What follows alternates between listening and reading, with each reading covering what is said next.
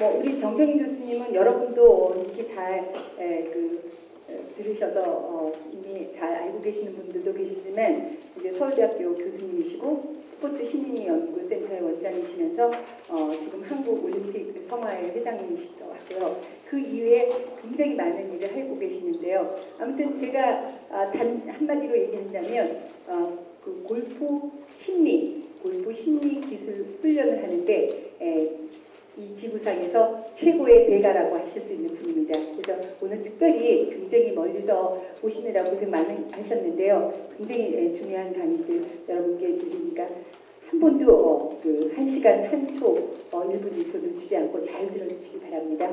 감사합니다. 예, 방금 소개받은 정청희입니다. 너무 과분한 소개를 받아가지고 몸둘 바를 모르겠습니다. 시간이 이미 15분이 지났습니다. 지금부터 이제 4시 50분까지 이미 15분 지났으니까 쉬는 시간 이미 지나갔습니다. 그래서 지금부터 끝나는 시간 그 대신 4시 50분에서 1초도 넘기지 않겠습니다.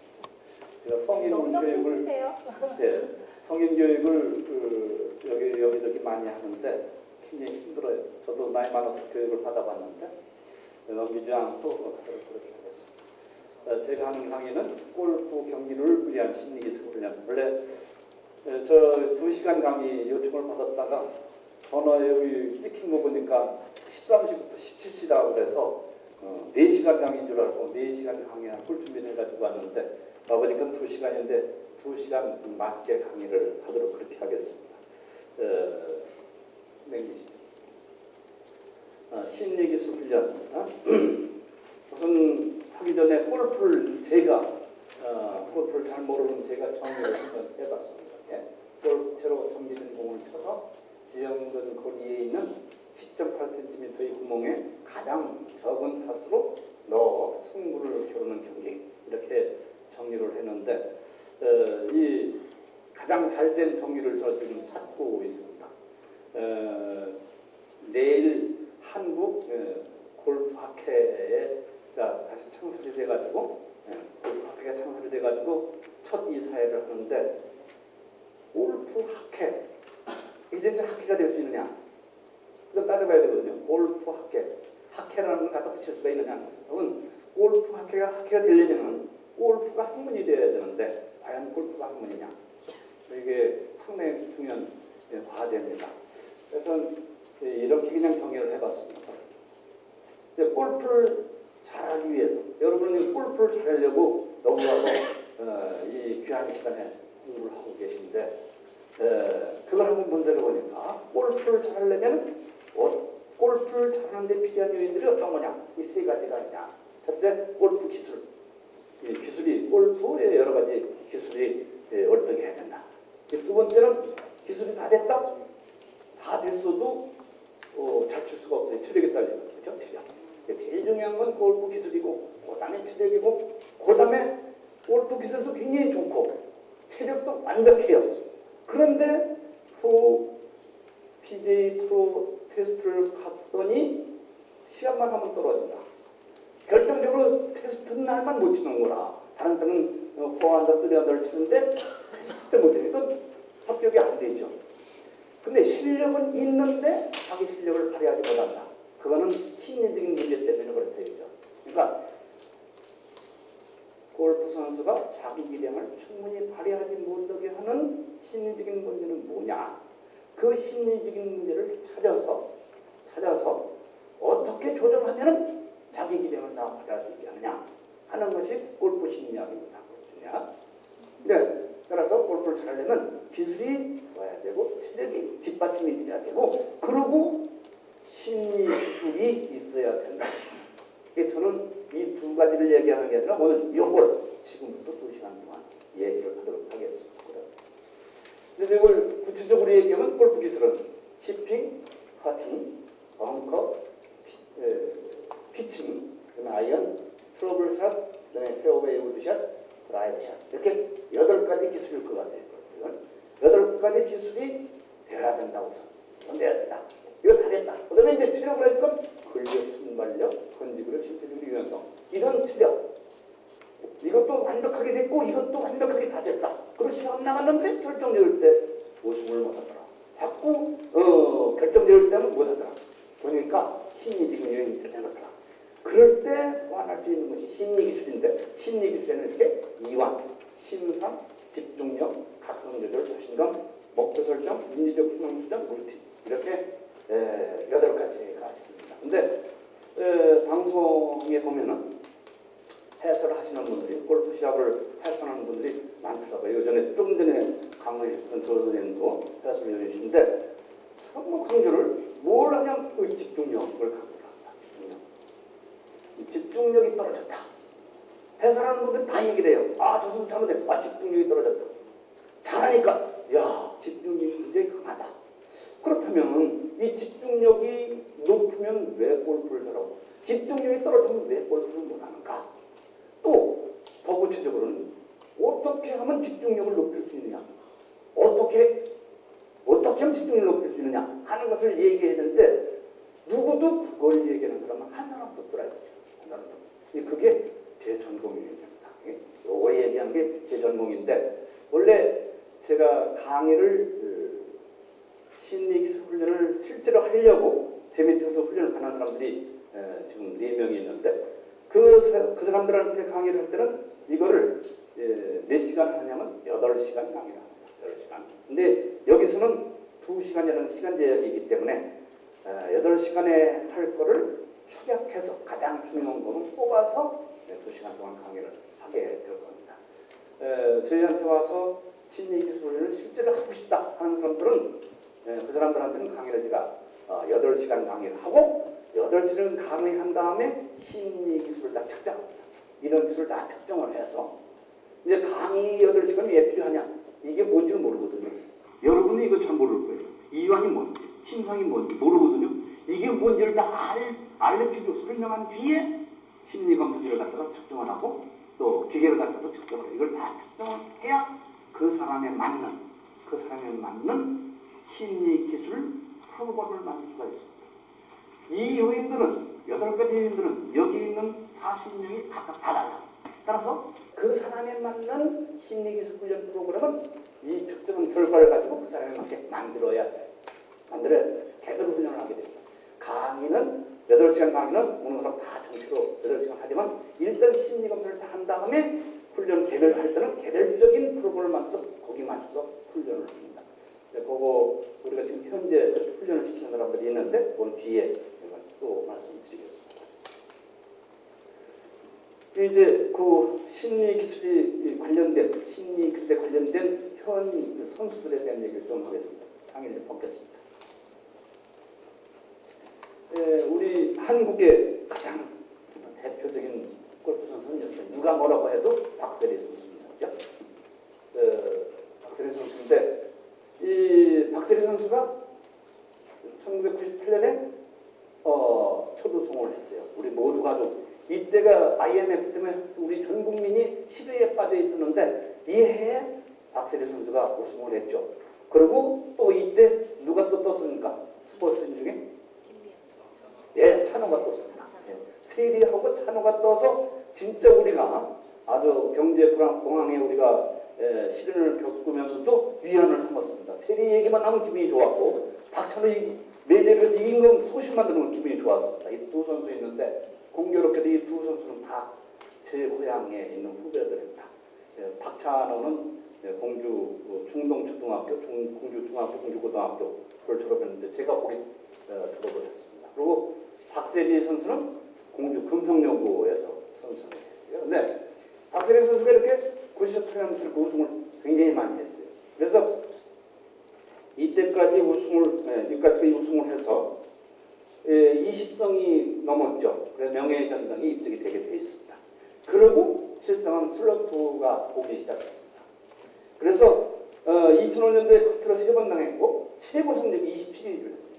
그 다음에 2006년에 이제 2006년 6월 10일에 2년 1개월 만에 우승을 했습니다. 그러니까 박세리 선수가 2년 1개월 동안 슬럼프에 빠져 있었어요. 근데 슬럼프에 빠져 있었는데 그것이 너무나 긴 슬럼프입니다. 2년 1개월이면 박세리 선수가 최소한 5번 내지 8번 우승할 수 있었는데 그 돈으로 따져도 굉장한 손해죠. 그런데 허담을 보죠. 여기 박세리 선수 아버지가 심리학 박사를 찾으러 미국으로 떠나다 하는 기사입니다. 허담 얘기입니다. 이게 박준철 씨입니다. 대단한 사람으로 저는 평가합니다. 박세리 선수를 이 사람이 다 가르쳤거든요. 어렸을 때. 커서는 프로가 된 데는 이렇게 여러 가지 코치들이 있었지만 어렸을 때 이 사람이 가르쳤어요. 그런데 21개월, 그러니까 2년 1개월에 슬럼프가 돼 있었는데 이 미국을 가면서 이 사람이 얘기한 거예요. 몇 개월 동안 내 스스로 마음을 비우는 훈련을 했다. 그때 얻은 결론은 세리가 권위 있는 심리학으로부터 상담을 받는 것이 좋겠다는 생각이다. 어떤 말도 세리에게는 무거운 짐이 되기 때문이다. 돈이 얼마나 들어도 좋다. 세리 말을 듣고 많이 들어주고 대화를 통해 정신적으로 꽉 막혀있는 마음의 속성을 치워줄 수 있는 이 박사를 찾아간다 하는 것이 인천공항에서 기자회견을 한 거예요. 근데 이분은 아주 골프를 잘 가르치는 분이었지만은 골프 심리는 모르죠. 심리가 뭔지는 모르시는 분입니다. 이제 이거는데 제 생각은 이때는 이분이 이런 걸 할 때는 제가 박세리를 이름을 넣어가지고 컬럼을 3번 썼습니다. 박세리가 지금 슬럼프에 있는데 빨리 심리기술을 훈련해야 된다. 심리기술을 훈련하면 슬럼프에서 벗어날 수 그 스포츠서울.com 그 웹사이트에 있는 스포츠서울.com의 웹사이트에 있는 컬럼에 제가 한 달에 2번씩 제 글이 들어갑니다. 거기에 제가 한 2년을 썼는데 골프 심리학에 관한 거 거의 다 썼습니다. 이제 컬럼이 이제 끝났는데 그러니까 그것만 봐도 실상은 골프 심리학에 대한 지식을 여러분이 얻을 수가 있어요. 근데 거기다가 양쪽에다 3번을 썼어요. 그런데 많이 더 모르더니 박세리가 여기 와서 이 훈련을 하다가 미국으로 간 뒤에야 이 사람이 쫓아가면서 이런 발표를 한 거예요. 그리고 들어가서 실상은 훈련을 했습니다. 근데 어떤 분한테 어떻게 훈련하는지는 몰라요. 그래서 결국은 1승을 했죠. 이게 슬럼프에 이제 벗어났습니다. 그러니까 박세리 선수가 슬럼프에 벗어난 것은 심리기술 훈련을 통해서 했다. 이건 여러분이 너무 잘 아는 소렌스탐입니다. 소렌스탐. 2006년 7월 4일 날 로드 아일랜드에서 했었던 US 여자분에서 우승을 했어요. 연장전에서 우승을 했습니다. 이 소렌스탐은 메이저 대회에서는 10번 우승을 했습니다. 그리고 메이저 대회 아닌 여러 가지 시합을 다니면서 연장전을 몇 번 했느냐면 19번을 했거든요. 그런데 15번은 이기고 4번 졌어요. 이건 굉장한 승률입니다. 과거에 우리의 박세리도 연장전 가서 잘 안 집니다. 다 이겼어요. 그죠? 근데 그렇게 강한, 정신력이 강한 선수도 슬럼프가 올 수가 있습니다. 만약에 심리기술 훈련을 받았다면 그렇게 박세리가 오랫동안 슬럼프에 빠질 리가 없어요. 지금도 난 완벽하다고 볼 수가 없습니다. 박세리 선수. 근데 우선 이 소렌스탐은 왜 정신력이 강하냐? 박세리 선수 소렌스탐이 왜 정신력이 강하냐? 이 소렌스탐이 태어난 나라가 어디입니까? 스웨덴 맞습니다. 스웨덴 출신인데 스웨덴이라고 하는 나라는 심리기술 훈련, 골프 심리뿐만이 아니라 심리기술 훈련이 학문적으로 최고 많이 발달된 나라입니다. 저는 그래서 그걸 배우기 위해서 제 전공은 스포츠 심리학인데 골프뿐만이 아니라 모든 운동에는 스포츠에 관련된 심리학이 제가 전공인데 그걸 배우러 스웨덴을 제가 2번 갔다 왔습니다. 세계에서 가장 발달된 나라가 거기이기 때문에. 근데 거기는 이 심리기술 훈련에 대한 내용이 초, 중, 고등학교의 체육교과서에 다 들어가 있습니다. 그래서 스웨덴에서 정규적인 학교를 다니는 사람은 체육 시간에 초등학교 때 그걸 배웁니다. 기술을 익혀요. 소렌스탐은 정규적인 학교를 다 다녔습니다. 고등학교까지. 그러면서 학교 다니면서 정규과정에서 심리기술 훈련을 기초를 다 닦았어요. 그 다음에 프로로 전향한 뒤로 5년 동안 심리기술 훈련을 했어요. 그래서 정신력의 바탕이 튼튼합니다. 지금 현재 이 소렌스탐을 능가할 사람이 아직은 없습니다. 아직은 없습니다. 근데 그 바탕 어디 있느냐? 아까도 얘기했지만 골프 기술이 월등하고 체력이 월등한데 거기에 근성초모로 정신력이 강하다. 왜? 그렇게 훈련을 오래 했기 때문에. 그래서 솔에서 점을 우리가 우리 선수가 이기기가 힘들다. 그런 말씀을 드립니다. 그 바탕에는 심리기술 훈련이 있었다. 보다. 골프 얘기하면 이 타이거 우즈 얘기를 빼놓을 수가 없습니다. 지금 타이거 우즈는 20세기의 골프의 황제. 그러면 20세기의 골프의 황제는 21세기. 20세기의 골프 황제는 누굽니까? 잭 니클라우스. 잭 니클라우스. 근데 이 사람들은 심리기술 훈련을 했느냐 하는 걸 찾아보는 거예요. 우선 잭 니클라우스는 뭐라고 얘기하느냐면 자기가 20세기의 골프의 황제라는 타이틀을 받게 됐는데 그렇게 된 가장 원동력은 뭐냐? 잭 니클라우스에게 자기는 어떤 샷을 하든 드라이브 샷을 하든 아이언 샷을 하든 퍼팅 샷을 하든 어떤 샷을 하든 그 샷을 하기 전에 이미지 트레이닝을 한 번 내지 두 번 한다. 심상훈련을 한 번 내지 두 번 한다. 이미지 트레이닝이라는 말이 심상훈련하고 똑같은 말입니다. 내가 섞어서 말을 할 거예요. 심상훈련, 이미지 트레이닝 똑같은 말입니다. 구체적으로 이따 설명드릴 겁니다. 이따가 다시 보고 잭 니클라우스는 자기가 하는 샷 어떤 샷이든지 자기가 그 샷을 가장 이상적으로 해서 성공하는 장면을 두 번 심상을 하고 이미지 트레이닝을 하고 샷을 해요. 그것이 잭 니클라우스를 20세기의 골프 성지로 만들어줬다고 얘기를 합니다. 그렇게 자기가 평생 동안 실천하고 이걸 계속 강조합니다. 잭 니클라우스는 책을 많이 썼습니다. 많이 썼어요. 그 책 속에마다 그걸 강조를 하고 있습니다. 그러니까 20세기 골프 형제 잭 니클라우스가 심리기술 훈련을 아주 힘주되어 있는 사람. 그리고 그것 때문에 제가 20세기 골프 형제라고 됐다고 얘기해요. 근데 20세기 골프 형제라고 왜 얘기합니까? 이 사람. 잭 니클라우스 20세기 골프 형제라고 왜 얘기를 합니까? 20세기에 프로골프 세계에서 만들어진 모든 기록을 잭 니클라우스가 제일 많이 만들었어요. 한 해 받은 상금이 제일 많다.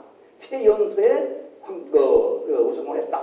또 몇 승을 했다. 또 상금이 제일 많다. 이런 모든 기록을 수십만 그 기록 중에 거의 모든 걸 잭 니클라우스가 다 세웠어요. 그래서 20세기 골프 형제라고 합니다. 그럼 21세기 골프 형제 타이거 우즈라고 그러는데 왜 그러느냐? 이거 누가 얘기했어요? 21세기 골프 형제가 타이거 우즈라는 얘기는 잭 니클라우스가 얘기했습니다. 왜? 현재 잭 니클라우스가 세운 것을 하나하나 깨나가는데 누가 깨나? 타이거 우즈다. 이렇게 다 타이거 우즈가 깼어요. 그리고 잭 니클라우스는 내 모든 기록을 제가 다 깰 거다. 다 깰 거다. 그리고 21세기 황제다. 지금 현재 그렇죠. 금년에 지금 4연승 지금 하고 있습니다. 타이거 우즈가. 그런데 이것이 이제 과거 역사에 연승을 했던 그런 기록들입니다. 이건 이제 시간이 없어서 설명을 하겠습니다. 타이거 우즈가 멘탈 트레이닝을 하느냐 하는 것을 말씀을 드립니다. 세계적인 선수이니까. 그런데 타이거 우즈는 어렸을 때 타이거 우즈의 아버지가 누굽니까? 얼 우즈. 많이 알고 계시네요. 얼 우즈.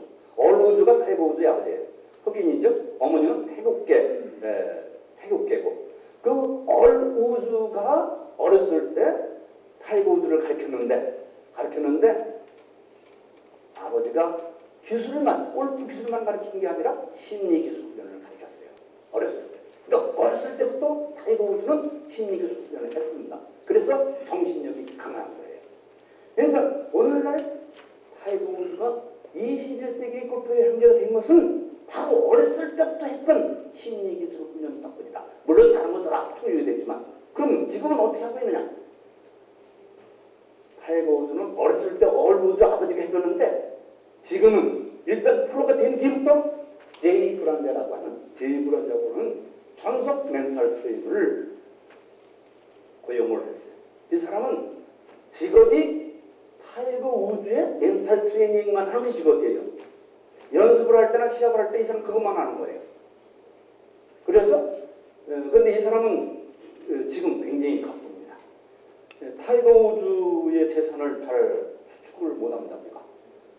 돈이 너무 많아서 타이거 우즈 개인이 그 운영을 못하죠. 누가 합니까?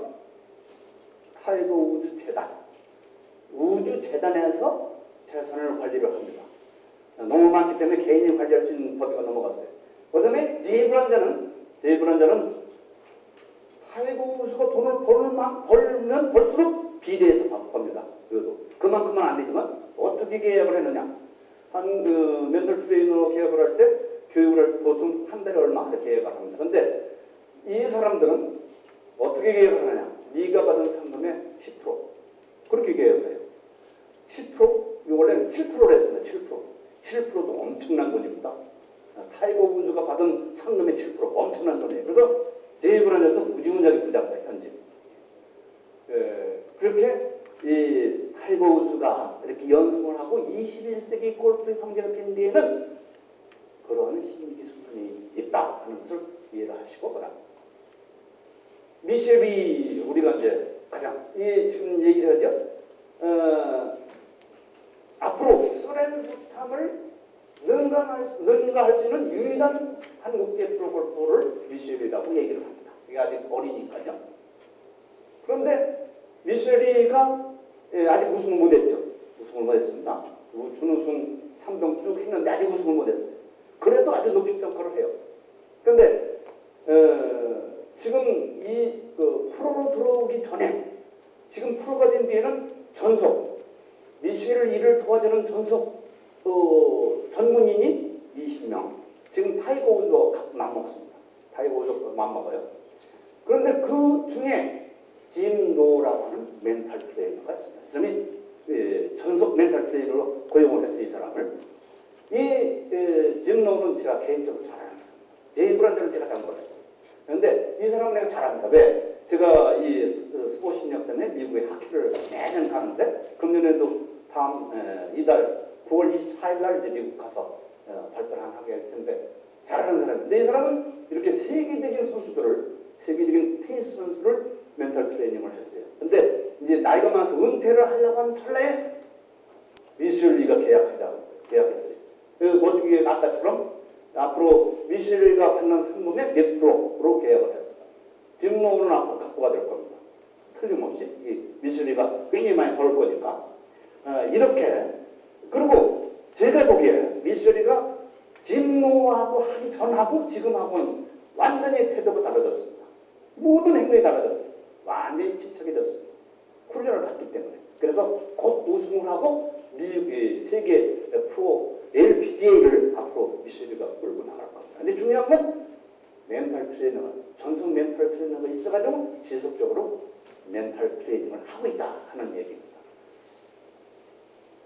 여기까지가 도입 단계입니다. 그러니까 세계적인 선수들이 멘탈 트레이닝을 다 하고 있다 하는 얘기예요. 근데 박세리 선수도 지난번 그거를 빨리 했으면은 슬럼프를 빨리 벗어났을 거라는 생각이 들고, 또 하나 아쉬운 건 지금 박세리 선수가 미국 가서 미국 박사, 아주 세계적인 박사한테 지금 받을 거예요. 하는데 나는 그게 잘못됐다.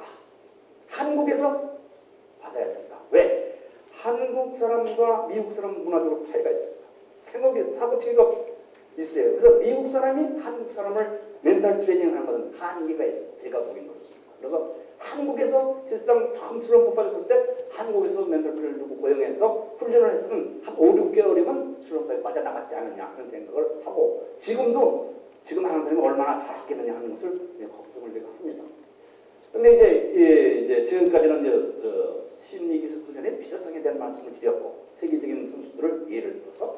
근데 이거는 경기 결과에 대한 기사를, 시민기사를 쓰거나 하는 데를 보면 이와 같은 용어로 되어 있습니다. 어느 사람이 졌어요. 네, 졌어요. 정신력이 부족했다. 졌어요. 침착하지 못하고 서둘렀다. 여유가 없고 겁을 먹었다. 자신감이 없었다. 이게 진 이유들이 대개. 이건 뭡니까? 다 심리적인 얘기입니다. 그렇죠? 쓰지 마십시오. 여기 있는 걸 그대로 빼가시면 됩니다. 여기 와서 여기 놔줄 테니까 이걸 이따가 프린트아웃 해가도 되고, 여기서 다시 USB는 가지고 와서 복사해 가시면 되니까 쓰시지 말고 제 말씀 좀 들어주세요. 듣는 것이 매우 중요합니다. 그리고 이 얘기는 정신력이 출중했다. 침착하고 자질이 높았다. 이게 전부 정신적인 문제예요. 신문기사나 어디 나면 다 평가합니다.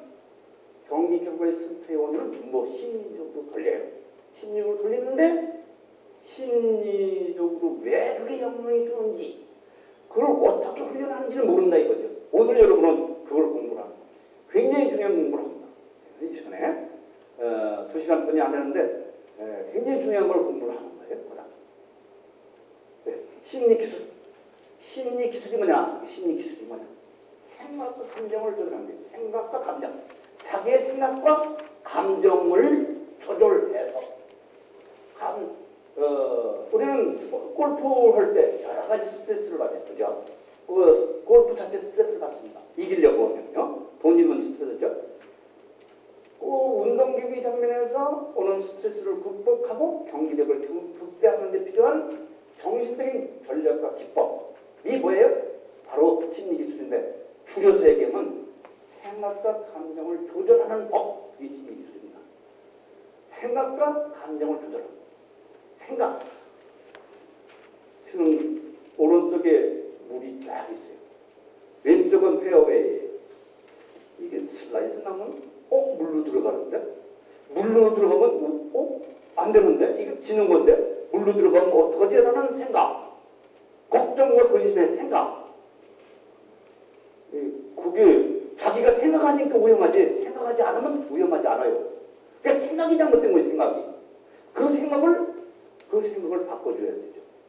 부정적인 생각을 긍정적인 생각을 염려스러운 생각을 자신감 있는 생각으로 바꿔주는 거예요. 그거 바꿔주는 것을 심리기술이라고 해요.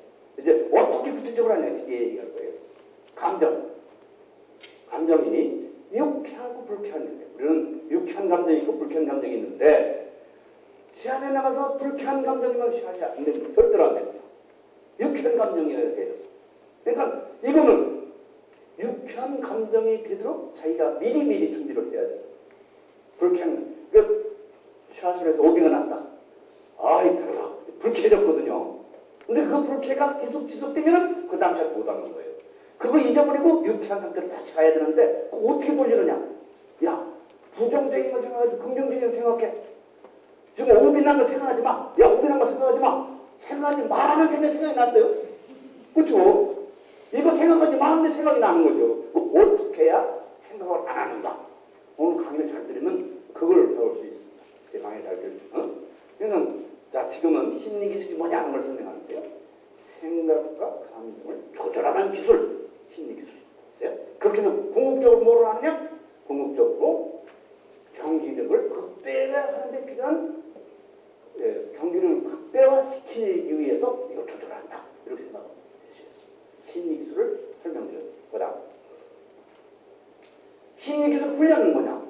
그런 심리기술을 획득하는 것이 심리기술 훈련입니다. 생각과 감정을 조절하는 기법을 체득하는 것, 그 기법을 배우는 훈련을 심리기술 훈련이라고 얘기해요. 좀 그걸 얘기하면 세상의 경기력을 위한 생각과 정서와 각성 수준 조절 능력을 습득하는 거예요. 근데 각성 수준이라는 말이 또 나왔어요. 그러니까 생각과 정서는 여러분이 다 아는 거고 각성이라고는 조금 어려워졌어요. 각성이 뭐냐? 각성을 모르면 안 됩니다. 각성을 먼저 설명을 드리겠습니다. 각성이 무지무지하게 중요한데 각성이라고 하는 것은 인간의 정신적인 작용, 정신적인 측면의 활성화 수준을 각성 수준이라고 합니다. 정신적인 측면의 활성화 수준을 각성 수준이라고 합니다. 그렇게만 설명드릴게요. 그런데 사람이 굉장히 불안하다. 그러면 각성 수준이 높아집니다. 불안 수준이 떨어지면 각성 수준은 낮아져요. 그러니까 각성 수준과 불안 수준은 비례를 합니다. 각성 수준이 너무 높으면 골프 안 됩니다. 이 1.5m 퍼팅 이거 다 성공해야 되는데 각성 수준이 무지하게 높다. 실수할 경우가 많습니다. 그런데 각성 수준이 또 떨어뜨려가지고 너무 낮다. 너무 얕으면 또 실수할 수 있습니다. 그러니까 각성 수준은 너무 높아도 안 되고 너무 낮아도 안 되고. 그런데 그거 뭐에 의해서 결정되냐? 가장 큰 원인은 불안입니다. 불안에 의해서 불안 수준이 높아지면 각성이 무지하게 높아지고 불안 수준이 낮아지면 각성이 넘어나니까 불안도 전혀 없으면 안 돼요. 적당한 정도의 불안이 있어야 돼요. 그래서 각성 수준이 적당 수준이 있어야 돼요. 근데 중요한 거는 각성 수준이 너무 높아도 안 되고 낮아도 않고 그러면 적당한 수준이어야 되는데 적당한 수준이 얼마냐? 사람에 따라서 달라요. 사람에 따라서. 그래서 가장 이상적인 각성 수준이려면은 우리가 훈련을 시키면은 제일 먼저 그걸 찾습니다. 조금 전에 얘기하겠지만 저희가 2003년 8월부터 2004년 8월까지 2004년 8월이 아테네 올림픽이 있게 되는 겁니다. 2003년 8월부터 2004년 8월까지 1년 동안 양궁 국가대표 올림픽 대표팀을 저희 서울대학교 스포츠심리팀에서 심리기술 멘탈 트레이닝을 했습니다. 1년 동안. 그래서 그 선수들이 뭐가 됐어요? 올림픽에 나가가지고 금메달 4개 중에 3개, 은메달 하나를 받겠습니다. 이게 성공 사례입니다. 이거 훈련시킨 거를. 저는 평생 동안 이거 연구를 했는데 평생 동안 이거 연구한 것을 연구를 하면서 저의 원래 직업은 박사를 만드는 직업. 저는 박사학위를 주는 직업이에요. 근데 내가 준 박사학위 저한테 받는 사람이 19명이에요. 그분들은 현재 국내외 모두 교수가 되어 있습니다. 국내에 17명, 중국에 2명, 19명이 있는데 그 박사학위를 주면서 교육을 시키면서 연구한 게 이건데 이게 박사학위를 그렇게 줬어도 현장에서 검증을 못한 거예요. 이론적으로만 된 거지. 논문으로 된 거지. 근데 아테네 올림픽에 국가대표팀을 훈련시키면서 실제 내 이론을 현장에 적시켜서 성공을 했어요. 그래서 제가 정년이 몇 년 안 남았습니다만 제가 파면 없습니다. 근데 지금은 골프 선수들을 데리고 훈련을 합니다. 예, 그래서 저한테 가서 훈련을 받는 골프 선수도 있는데 굉장히 효과를 좀 현재 보고 있습니다. 그 실례를 조금 이따가 말씀을 드리겠습니다. 자, 각성 수준 얘기부터 많이 봤는데 각성 수준은 꼭 이해를 하셔야 된다. 각성 수준이 너무 높아도 되고 안 나오려도 안 된다. 적정한 수준이어야 된다. 근데 적정한 수준은 어디냐? 그거는 개인마다 다르다. 그거는 제가 이제 그 국가대표팀 박성현 선수, 윤미진 선수 이게 여자 금메달 땄던 선수들인데 그 선수들을 데리다가 제일 먼저 뭘 하냐? 그 박성현 선수의 적정 각성 수준이 어디냐? 바로 쏘는데 너무 높으니까 이게 안 맞는 거예요. 너무 낮아도 안 맞는 거예요. 박성현 선수의 가장 적정 각성 수준이 어디냐? 그걸 찾은 다음에는 훈련을 통해서 어떻게 하면 얘가 그 각성 수준을 유지하느냐? 그걸 하는 거예요. 1년 내내 한 게 그겁니다. 그러니까 그게 유지가 됐기 때문에 박성현 선수는 이관왕이 됐고 이관왕하고 16억을 벌었습니다. 야구 선수들이 요즘 하는 거하고 비교가 안 되지만 그래도 박성현 선수는 평생 동안 돈 걱정을 안 해도 됩니다. 그래가지고 이제 박찬호 선수 1년에 얼마나 받습니까? 연봉이 147억입니다. 박찬호 선수 연봉이. 그리고 박지성 선수는 얼마입니까? 52억입니다. 연봉이. 그다음 이건 좀 어려운데 인간이 어떻게 운동을 하느냐? 인간이 어떻게 운동을 하냐? 인간 운동의 과정을 쓴다. 얘는 운동을 하는데 필요한 정보를 받아들이고 받아들인 정보를 위해서 결정을 해서 그다음에 그걸 받아들여서 그들에 따라서 운동이 이루어지는 겁니다. 근데 이게 너무 어려워서 이건 설명 안 하겠습니다. 다만 이거는 여기서부터 정보를 받아서부터 운동이 이루어질 때까지 정보를 받아서부터 운동이 이루어질 때까지의 과정을 정신 과정, 심리 과정, 퍼팅을 한다. 그럼 퍼팅에 필요한 이제 우리는 볼이 있고 홀컵 뒤에 가서 볼 뒤에 가서 홀컵과 손을 앉아서 볼 겁니다. 그다음에 걸어가면서 이 동안에 구대를 보고 구대가 어떤 거 보고 또 앉아서 보고 다시 들어가서 스탠스를 쳐서 그다음에 셋업을 하는데 스윙을 하는데 그럴 때 돌아다니면서 여러 가지 정보를 받아들이는 거죠. 정보를 받아들인다. 정보를 받아. 그 정보를 받아들이는 걸 위해서 그걸 가지고 뇌에서 결정을 하게 되죠. 결정을 해서 어떤 방향으로 어떤 속도로 어떻게 친다 하고 결심을 해서 치게 돼요. 그러니까 정보를 받아들이기 위해서부터 마지막에 수행할 때까지에 일어나는 것이 6배까지. 그걸 정신과정이라고 하고 심리과정이라고도 합니다. 그죠? 그것만 말씀을 드리고 이거 설명을 설명하겠습니다. 그런데 심리기술 훈련을 한국 골프 선수들이 안 해요. 지금은 이제 많이 합니다. 지금은. 제가 한국 PGA에서 프로골프협회에서 새로 프로를 선발을 하면은 매년 선발을 하죠. 선발을 하면은 투어를 바로 보내는 게 아니라 교육을 시키고 보내요. 근데 그 교육을 시킬 때 제가 가서 강의를 합니다. 골프 심리학을. 거기는 지금 여기서는 2시간인데 거기는 5시간을 합니다. 꽤 많이 해요. 5시간. 매년 거기도 2시간 하다가 선수들이 다 해주십시오. 3시간 하다가 이제 지금은 5시간. 선수들이 원해서 지금 하는 5시간 하고 있는데 5년 전부터 제가 했어요. 근데 5년 전 했을 때 내가 강의할 때 하나도 못 알아들었어요. 근데 지금은 프로 중에 반 정도는 제가 강의하는 내용을 미리 알고 있어요. 그러니까 지금 훈련을 하고 있다는 얘기예요. 훈련을. 자기가 볼을 칠 때 루틴을 하시는 분 손 들어보십시오. 루틴. 자기의 루틴이 있는 분 손 들어보십시오. 들어보시기 전에. 루틴이 있는 분 들으십시오. 이 루틴은 심리기술 훈련의 핵심입니다. 그러니까 루틴을 한다는 것은 벌써 심리기술 훈련을 하고 있다는 얘기입니다. 그러니까 우리 수준이 이제 여기도 이제 그만큼 됐죠. 제가 5년 전에 PGA에서 강의를 할 때 루틴을 쓰는 사람이 없었습니다. 근데 지금은 프로 중에 루틴을 안 쓰는 사람은 없습니다. 맞습니다. 근데 문제는 뭡니까? 루틴을 쓰는데 자기의 루틴이 자기에 맞는 건지 안 맞는지를 검증을 해야 된다. 검증을. 자기가 쓰고 있는 루틴이 진짜 맞느냐 안 맞느냐. 시간이 좋게도 잠깐 말씀드리면 박성현이를 데려다가 루틴을 검증을 했어요. 근데 제일 중요한 게 슈팅 타임이에요. 걔네들은.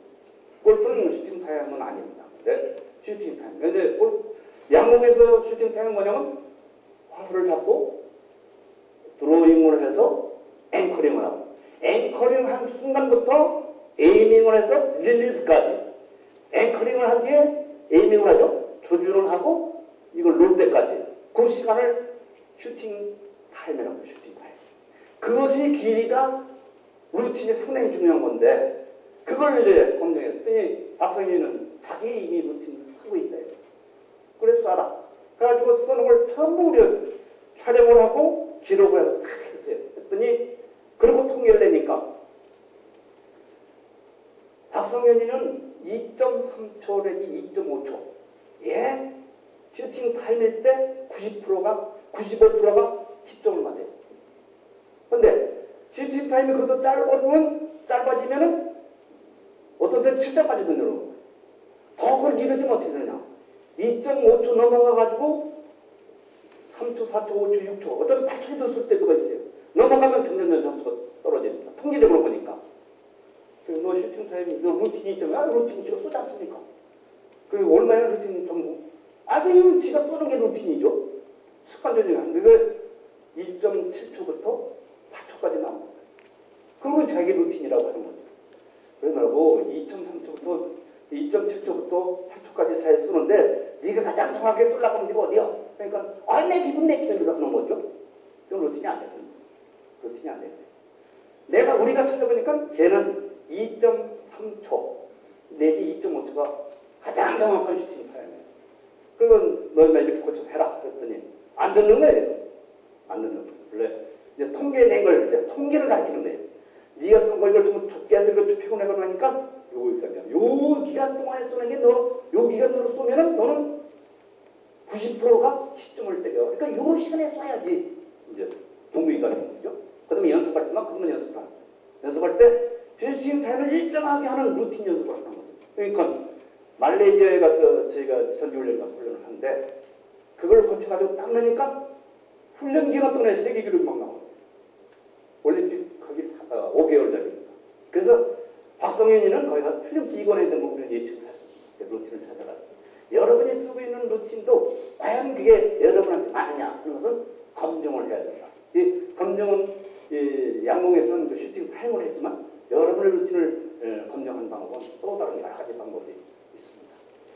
근데 그런 심리기술 훈련을 안 하는 이유는 심리기술 훈련이 뭔지를 모르겠어요. 전문 지식이 없어서 알아야 된다고 하죠. 모르니까. 근데 여러분은 오늘 제 강의 들었기 때문에 아시고 앞으로 이제 이 훈련을 지속적으로 하셔야 돼요. 시간이 부족해서 못한다고 그래요. 시간이 부족해서. 근데 시간은 심리기술 훈련을 처음 할 때는 시간이 좀 소모가 됩니다. 그래서 기초를 다 하고 나면은 별로 하루에 30분 이내에 시간이 소모가 됩니다. 그 시간은 자기 연습 시간하고는 관계가 없습니다. 침대 아침에 깨어나서 누워서 그 자리에서 해도 돼요. 자기 전에 그냥 누워서 해도 됩니다. 그러니까 특별한 시간 소모가 안 됩니다. 이게 이제 중요합니다. 선천적이라는 선입견이죠. 그러니까 이제 불안이 너무 높아지면 각성선이 너무 높아지기 때문에 운동 못하게 되는데, 그건 선천적으로 부모로부터 받은 유전인재의 질문, 그걸 어떻게 고쳐? 라는 생각 아닙니다. 부모로부터 받은 유전인재에 의해서 성격이 결정이 된다. 그래도 훈련을 통해서 분명히 고칠 수가 있습니다. 그래서 훈련을 해야 됩니다. 심리기술 훈련은 문제 있는 선수만을 위한 것이라고 생각하면 잘못 생각합니다. 조금 전에 조 선생님이 여기서 강의 아주 명강의라고 하시는데, 그 선생님이 저한테 전담원으로 가르쳐 드렸어요. 했더니 자기 제자를 심리기술 훈련을 보낸다고. 그래서 하시는 말씀이 심리기술 훈련을 해야만 될 사람을 찾아서 보내겠습니다. 근데 그건 아닙니다. 문제 있는 선수만을 위한 것은 아닙니다. 저는 문제 있는 선수 받지 않습니다. 심리기술 훈련 받은 분들이 지금 굉장히 많습니다. 이제 소문이 나가지고 저희가 훈련시킨 애들이 우승을 이번에 쭉 했거든요. 우승하니까 막 와서 해달라고 하는데 저희는 아무나 받지 않습니다. 우리 훈련을 받아서 효과가 날 사람은 받습니다. 근데 문제 있는 선수만 하는 게 아니라 누구든지 다 해야 됩니다. 심리기술 훈련은 누구든지 해야 됩니다. 또 엘리트 선수 얘기만 한다? 아닙니다. 여러분이 제 강의를 정확히 받아가지고 어서 몇 가지만 루틴만 정하면 최소한 당장 4-5타들이 공무원대도 5타는 줍니다. 5타 굉장히 큽니다. 그죠? 무지무지하게 큰 거예요. 4개에서 맨날 이기는 거죠. 5타 주니까. 네, 엘리트 선수만 한 게 아니라 아마추어. 여러분은 이제 지금 엘리트 선수죠, 여러분은. 그 다음, 아마추어한테는 이제 필요하다. 짧은 시간에 문제가 해결된다고 생각하면 안 됩니다. 요거는 이 훈련을 저희가 정식으로 하는 사람은 나이가 어느 때냐에 따라서 차이가 납니다. 나이가 많은 사람은 시간이 오래 걸려요. 나이가 많지 않은 사람은 시간이 적게 걸립니다. 저희가 훈련시키고 있는 선수 중에 중학교 선수인데 한 6개월 때부터 효과를 봤어요. 지금은 완벽하게 효과를 봅니다. 이따 사진이 나올 텐데 그 선수가 6개월 한 뒤에 금년 초부터 시즌에 나가서 처음 대회에 가서 4등을 하더라고요. 작년에는 계속 예선 탈락을 했어요. 근데 첫 대회 나가서 4등 하더니 그 다음에 3등, 2등 하다 이번에 우승을 했습니다. 그래서 대표적인 선수인데 이게 절대 짧은 시간에 해결이 안 됩니다. 적어도 6개월. 그리고 정상적인 경우는 1년 이상을 해야 됩니다. 그 다음에 이 찬호 얘기를 좀 하겠습니다. 아까 말씀드린 대로 중학교, 고등학교, 초등학교, 중학교, 고등학교 때 찬호가 저도 중학교 때 야구선수 생활을 했습니다. 중학교에서. 근데 이걸 보면은 득도를 했다. 그때 한참 찬호가 슬럼프일 때. 근데 찬호가 심리학 권위자와 3시간 면담을 해서 득도를 해서 앞으로 슬럼프를 벗고 잘할 거라고 하는 이 썬데이 스포츠 투데이의 기사예요. 근데 이 기자님은 이 심리학이라는 걸 모르는 분이죠. 골프 심리학이 뭔지를 모르는 거예요. 그러니까 3시간 면담에서 득도를 할 수 있으면 여기 득도 못할 사람 없습니다. 천만의 말씀이죠. 그러면 찬호는 심리기술 훈련을 했느냐? 찬호가 처음 한양대학에서 메이저리그로 다저스 팀으로 갈 때 가서 제일 먼저 한 훈련이 뭐냐? 멘탈 트레이닝입니다. 다저스에서 찬호를 데려다 훈련시킬 때 물론 가서부터 신체 훈련을 계속 했죠. 그런데 가서 제일 많이 한 게 멘탈 트레이닝이에요. 그 멘탈 트레이닝을 시킨 사람의 멘탈 트레이닝을 시킨 그 트레이너의 지도 교수가 켄 데비제라는 사람입니다. 아주 유명, 세계적으로 유명한 스포츠 심리학자예요. 그래서 제가 잘 알기 때문에 캔 레비자는 한국을 3번이나 방문했습니다. 제가 초청을 해가지고. 그래서 태릉선수촌에 가서도 강의를 했습니다. 그 사람한테 찬호는 1년 동안 멘탈 트레이닝을 했어요. 실상은 박찬호가 여기 한국에 있을 때 볼을 잘 던지면서도 우승을 못했어요. 그러니까 150km 이상을 던졌거든요. 한양대학에서도. 150km를 던져놨는데도 한양대에서 우승을 한 번도 못했어요. 이유는 뭡니까? 이유는 뭐예요? 제구력이 아니에요. 제구력. 볼 컨트롤이 150km 이상 보냈지만 필요할 때 필요한 대로 보내질 못한 거죠. 컨트롤 못한 거예요. 그런데 캔 레비자가 들여다는 거 평가를 하는데 찬호는 다른 거 보냈는데 그걸 제구력이 없다. 그 제구력이 신체적인 제구력이 없는 게 아니라 심리적인 제구력이 없다. 자기 자신의 볼을 조절하려면 우선 신체적인 조절을 해야 되는데 신체적인 조절을 하려면 자기 마음부터 조절을 해야 되는데 그게 안 된다 이거죠. 그래서 박찬호는 1년 동안 멘탈 트레이닝을 시킨 거예요. 그것이 되니까 조절이 이제 시작한 거예요. 그래서 10승 이상의 선수가 메이저리그에서 10승 이상 하면 대단한 거예요. 그래가지고 현재 연봉이 얼마입니까? 147억. 그런데 그래도 지금도 슬럼프가 가끔 오죠. 그건 메이저리그에서 10승 이상의 투수가 되면은 메이저리그에 있는 타들이 다 연구를 합니다. 비디오를 다 찍어가지고 박찬호 거 다 찍어가지고 다 분석을 해요. 그래가지고 그거 대비해가지고 나와요. 그래서 찬호가 살아나가려면 가지고 있는 기술만 가지고는 절대 안 됩니다. 새 기술을 계속 개발해 나가야 돼요. 그게 싸움이 있는 거죠. 그리고 멘탈 트레이닝 계속 하는 거죠. 예, 박찬호 선수가 이런 선수가 된 이면에는 이런 것이 아니라 심리 기술이 1년 동안 기본적으로 아주 철저하게 했다는 것을 알아야 됩니다. 이건 좀 다른 데도 가는데 생략하겠습니다. 이것도 이제 이렇게 집중 심리기술 훈련의 대상 이것도 생략을 하겠습니다. 지금 몇 분입니까? 장난감 4시입니까? 4시. 그래서 조금 쉬어야죠. 조금 쉬었다 하겠습니다. 화장실만 갔다가 한번 기직을 쓰고 들어오시면 시작하겠습니다. 길이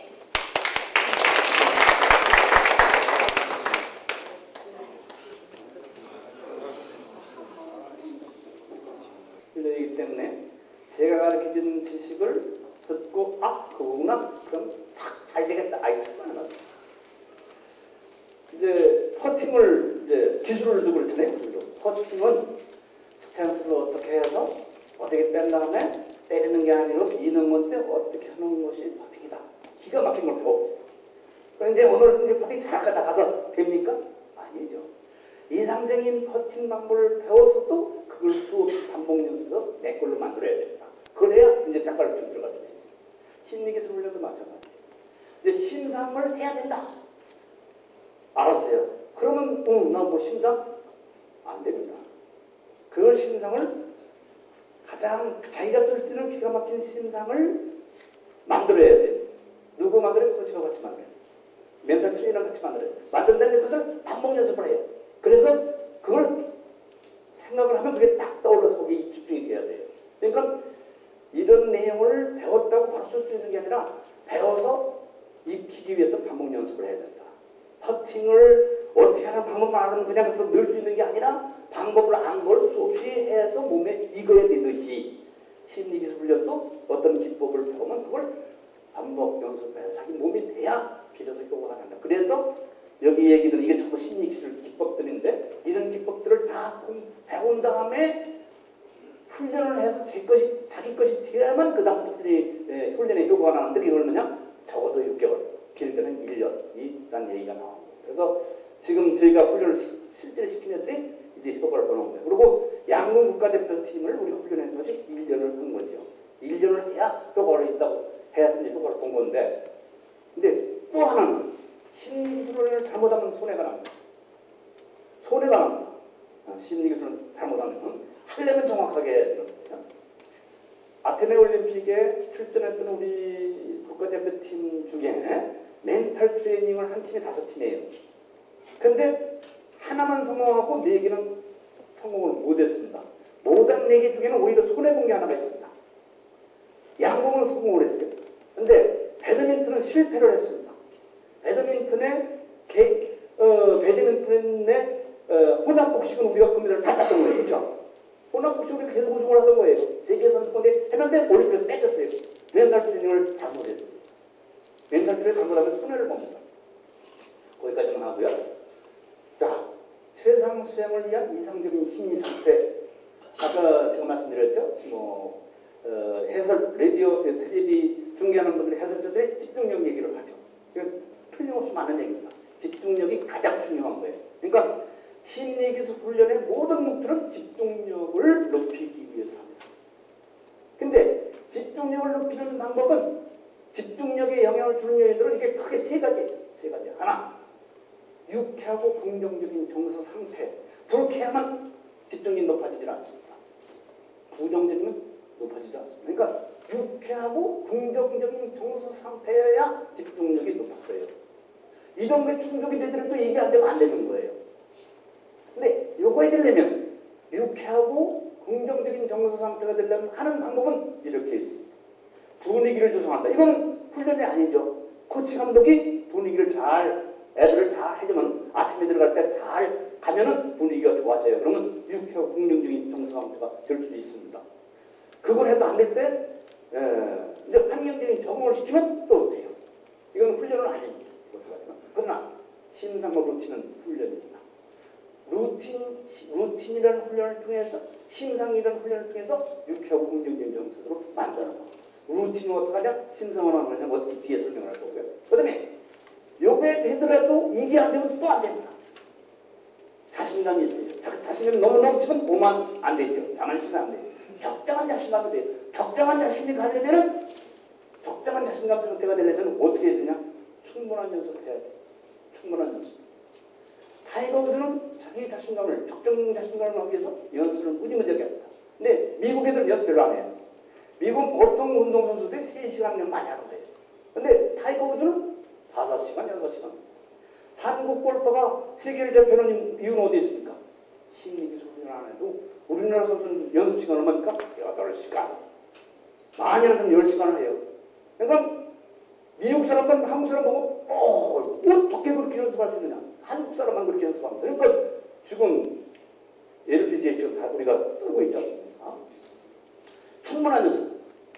충분한 연습을 안 했어요. 안 하고 시험 나가는데 아이고 나 시험 연습을 안 해서 이번 틀릴 거야? 벌써 자신이 떨어지는 거예요. 충분한 연습. 그 다음에 승리에 체험하는 것이 매우 중요합니다. 체험하는 건 박세리 선수의 아버지 박준철 씨가 유명한 것이 훌륭하다는 것이 세계를 우승할 수 있는 자신감을 높여주기 위해서 승리를 체험을 시킨 거예요. 유성시 씨 가보시면 알겠지만 유성시 씨는 티그라운드에서 볼이 보이지 않는 데가 한 70~80%가 됩니다. 이게 좋은 골프장이 아닙니다. 티그라운드에서 그 페어웨이하고 그린이 보여야 되거든요. 안 보이는 데가 70~80%예요. 그러니까 좋지 않은데. 그러니까 세를 치게 딱 해놓고 딱 친 뒤에 세를 치니까 이게 홈이 날 것도 같고 캐낼 것도 같은데 아이 걱정이다 하고 가는 거예요. 지압대가 오토바이 먼저 올라가는 거예요. 가지고 오비는 건 슬쩍 안 해주는 거예요. 잘 쳤다? 그래가지고는 6언더를 딱 쳤단 말이에요. 야 우리 딸 세계 최고야. 자신감 만들어주는 거죠. 우리 딸 세계 최고야. 너는 세계를 다 대표해줄 수 있어. 그런 식으로 이제 자신감을 넣어주기 위해서 그걸 쓴 게 박준철 씨예요. 승리 체험 매우 중요합니다. 근데 어떤 때는 좀 건방져지면은 적정 자신감이 아니라 오만이 생기면은 그때는 이제 죽이는 거죠. 미리 가지고 가 있는 것도 밖으로 던져놓고 바꿔놓고는 한 5 오버 정도 치게 해놓고는 이제 조지는 거죠. 그러놓고 혼내는 거예요. 어느 정도 내느냐? 연습장에서 너 같은 놈 연습 안 하면 안 돼. 연습해. 연습하고 있는데 전화가 왔거든요. 시내에서. 야, 너 나 올 때까지 연습해? 하고 연습시켜놓고 장에 나갔어요. 나가서 술 한잔 먹다 보니까 다 잊어버린 거예요. 연습하는 게. 1시가 됐단 말이에요. 새벽 1시에. 먹다 깜짝 하니까 연습 안 하고 했거든요. 그래서 내가 차 타고 보니까 이건 아직 연습 안 하고 있는 거예요. 그렇게 연습을 시키고. 그런데 박준철 씨가 잘못한 것도 많고 잘못한 것도 비과학적인 것도 많지만은 그 중에 박세리를 세계적인 선수로 키우게 한 몇 가지 점이 상당히 중요한 것들이 있습니다. 예를 들어서 야간에 공중 묘지를 다녀오게 해서 담력을 켠다든가 이런 비과학적이지만 효과 있는 겁니다. 우리나라 양궁 대표도 옛날에 UDT 훈련을 시켰어요. 여자 대표 선수들을. 그건 비인도적인 거죠. 그래서 내가 국가대표 훈련을 시키니까 선생님한테 이 멘탈 트레이닝 하면 UDT 훈련 같은 거 안 해도 됩니까? 안 해도 돼요. 안 해도 되죠. 안 해도 된다. 아, 내 말만 듣거나 그런 거 안 해도 된다. 그리고 코치한테 얘기를 했어요. 절대 그거 시키면 안 돼. 내가 필요한 것만 하라. 그래서 성공을 했죠. 근데 얘기 좀 딴 데로 갔습니다만 적정 자신감을 넣어주는 것이 이제 이런 것들입니다. 그 다음에 적정 자신감이고 그 다음에 중요한 게 적정 각성 수준. 말씀드렸죠. 각성 수준. 각성, 인간의 정신 상태, 정신 과정 상태가 너무 높아도 아니고 낮아도 안 되고 이걸 적정 각성 수준에 갖다 주는 방법은 이완, 루틴, 인지 재구성, 심상 이걸 통해서 적정 각성 수준에 갖다 놔야 돼요. 이것이 다 됐을 때 집중력이 높아지는 거예요. 그런데 선수를 훈련시키다 보면 얘가 이 네 가지가 다 나빠진 게 아니에요. 다 나빠진 게 아니라 그러니까 똑같은 훈련을 시키면 안 돼요. 내가 딱 보니까 이건 아무 이상이 없는 거예요. 이것도 이상이 없는 거예요. 여기에 문제가 있는 거예요. 이것도 너무 높아 항상. 그럼 낮추는 훈련을 프로그램을 하는 거예요. 따라서 선수를 훈련시킬 때는 어느 선수나 똑같은 훈련을 시키면 안 되는 겁니다. 그 선수는 모든 검사를 다 해가지고 그 선수가 부족한 게 뭔가를 알아서 그걸 훈련시키는 거죠. 그러니까 멘탈 트레이닝을 할 때는 우리가 양궁 대표 선수 16명, 남자 8명, 여자 8명, 16명을 시켰지만 16명의 멘탈 트레이닝의 프로그램이 다 다른 거예요. 그러니까 굉장한 노력이 필요합니다. 우리는. 그러니까 16명을 심리 검사하고 또 뇌파도 검사해야 되고 하트레이트도 검사해야 되고 다 검사를 해야 되는데 이게 보통 많은 게 아니에요. 제 밑에 있는 제자들, 박사과정 이런 애들 12명이 다 듣는 거예요. 16명한테. 각자 어떤 뇌파방 검사, 어떤 하트레이트 검사, 어떤 사람은 성격 검사만 해가지고 직접 가지고 나와서 이 모든 걸 다 가지고 나와서 우리가 박성현 선수는 이거 부족하니까 훈련 요구해야 된다. 이렇게 딱 만들어가지고 나가서 하는 거예요. 그러니까 절대로 그렇게 많은 인원을 혼자 멘탈 트레이닝을 시킬 수가 없습니다. 저희 서울대학에서는 어떤 선수가 와도 훈련을 시키려고 하면 최소한 7명이 있습니다. 그래서 1년간 훈련을 시킵니다. 이제 이것이 세상 수행을 위한 이상적인 심리 상태의 모델이에요. 이걸 받을 거였는데 이제 구체적으로 이건 어떻게 하냐, 심상 어떻게 하냐, 루틴 어떻게 하냐 이런 걸 쭉 이제 강의하는데 그게 8시간 걸리거든요. 근데 여기서 가장 중요한 거 이완과 심상 가장 중요한 이 두 가지를 오늘 강의하게 될 겁니다. 요거 이제 넘어가시고 계속 넘어가십시오. 넘어가시고. 네, 잠깐 썼어요. 여기 이제 이정민 선수 저희가 오늘 1년 동안 훈련시켜가지고 이번에 우승을 일송대 제24 일송대에서 여자 중등부에서 우승을 했고 남자 여자 중등부 초등부 같이 시합을 했어요. 종합으로는 얘가 준우승입니다. 여자 고등부 우승했고 그리고 얘는 허윤경인데 고등학교 1년 대원 외고 1학년이에요. 얘가 여자 고등부에서 2등을 했어요. 여자 고등부. 그러니까 여자 중등부에서는 우리 팀 우승을 했고 얘가 1학년인데 고등학교 1학년인데 준우승을 했습니다. 그러니까 이번 여자대회는 저희가 훈련시킨 애들이 휩쓸었다고 볼 수 있죠. 근데 각각 저희하고 1년을 했는데 얘는 지금까지 전적으로 이미 상비군으로 들어갔습니다. 그리고 얘도 곧 들어갈 겁니다. 그래서 아마 앞으로 이정민, 허윤경을 주시하십시오. 아마 굉장히 클 겁니다. 국내에서. 그리고 그 다음에 심리기술을 훈련을 어디서 하느냐? 한국 스포츠 심리학회.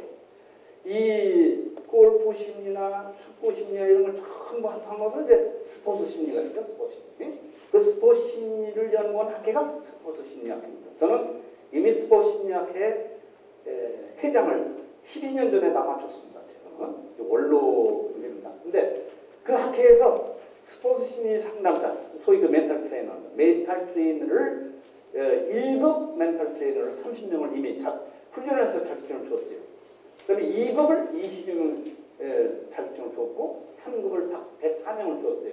그러니까 이분들이 심리기술 훈련을 할 수가 있는 겁니다. 이 사람들한테 만을 받으려면 이렇게 연락해야 되죠. 그런데 여러분이 심리기술 훈련을 받을 때 아무한테나 심리기술 받겠습니다 받으면 안 됩니다. 자격증이 있는 걸 확인하셔야 돼요. 지금 자격증 없는 사람이 엉터리로 한 사람들은 말이에요. 심리기술, 아까 말씀드렸죠? 심리기술은 엉터리로 하면 손해를 봅니다. 잘못되는 거예요. 그래서 자격 있는 사람한테 받아야 되는데, 그걸 받으려면 1, 2 연락을 하면은 자격 있는 골프에 심리기술 훈련할 수 있는 사람을 찾을 수가 있습니다. 그리고 가장 제가 있는 데가 이제 서울대학교 스포츠연구센터인데, 여기 연구원들이 한 10여 명이 있습니다. 그 사람들을 데리고 제가 골프는 전문적으로 현재 하고 있습니다. 요 사람은 이제 이용식 박사과정 2년 차인데, 이게 트레이너입니다. 요거 이제 이 선수들이 저희 서울대학에서 강의를 받고 있는 거다. 고단 넘어가지고, 그 다음에 이제 고단 넘어갔어. 그 지우면 2반이 나왔거든요. 그것도 끝내고, 그러면, 아니, 여기, 그럼 여기 2반. 아니, 여기.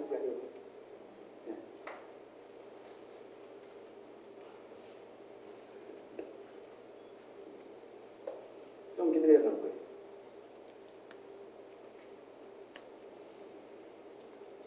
나오는데, 예. 그거 하지 말고, 요거.